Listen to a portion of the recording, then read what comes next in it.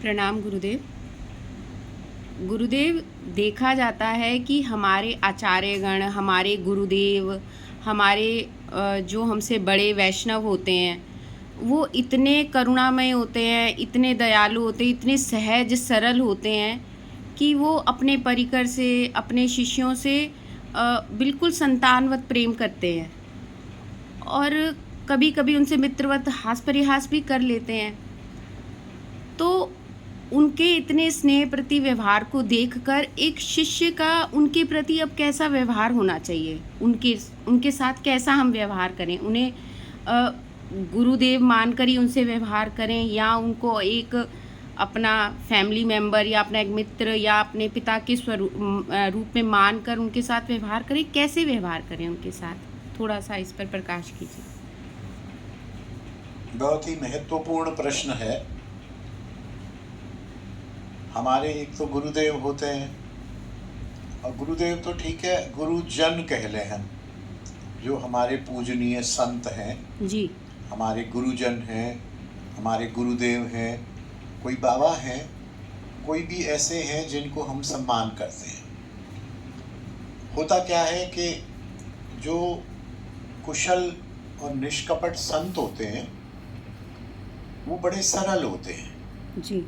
वो अहंकार से रहित होते हैं। आप उनको खूब प्रणाम करो, लेकिन फिर भी वो आपके प्रति करुण होते हैं, दयालु होते हैं, प्रेम से गदगद होते हैं, और हमें आपको वह एक बालक की तरह से, एक बच्चे की तरह से मानते हैं।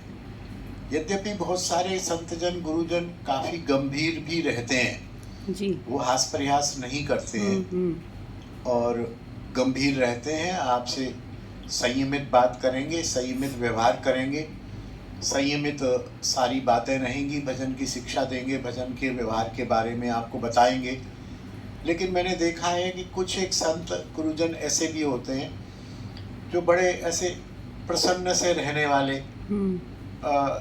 हास परिहास भी कर लेते हैं, बालवत होते हैं, और हमें जो सामने शिष्यजन बैठे हैं उनको वो ऐसे बच्चे की तरह से दुलराने भी लगते हैं। कभी उनसे मजाक भी कर लेते हैं, कभी उनसे मित्रवत भी व्यवहार कर लेते हैं, कभी वो उनके गले में भी हाथ दे देते हैं, उनके साथ सहज सा व्यवहार करने लगते हैं।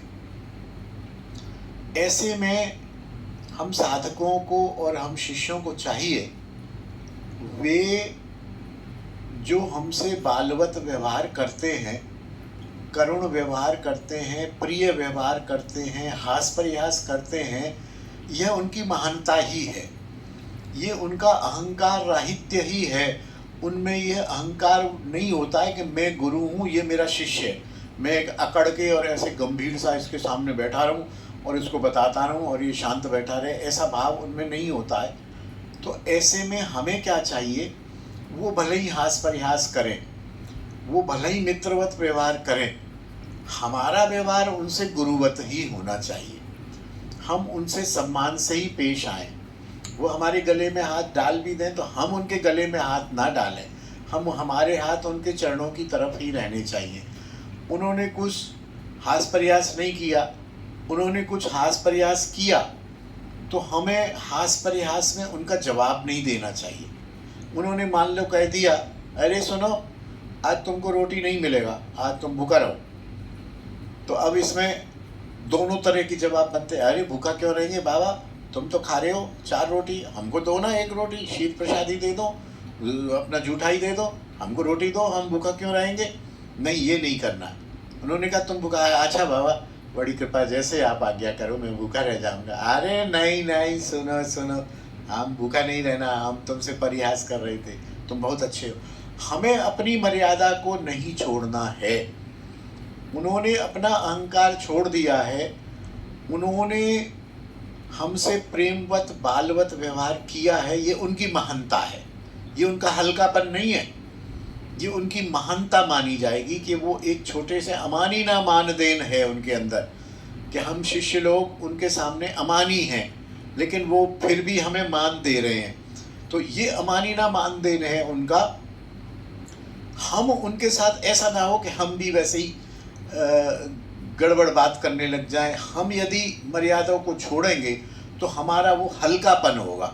हम हल्कापन ना करें कभी भी, हम उनके साथ मर्यादा में रहें, उनके सम्मान में रहें और बड़ी ही विनम्रता से, बड़े ही दैन्यता से उनके साथ पेश आते रहें और अपने आप को सौभाग्यशाली समझें अंदर ही अंदर कि वाह देखो ये बाबा या ये हमारे गुरुजन हमसे कितना प्रेम पिता की तरह से, एक बच्चे की तरह से हमें दुलरा के बात करते हैं, हमसे हास परिहास भी करते हैं। ये इसके लिए हम अपने आप को सौभाग्यशाली समझें, लेकिन हम मर्यादा में रहें, हम अपनी मर्यादा को न छोड़ें।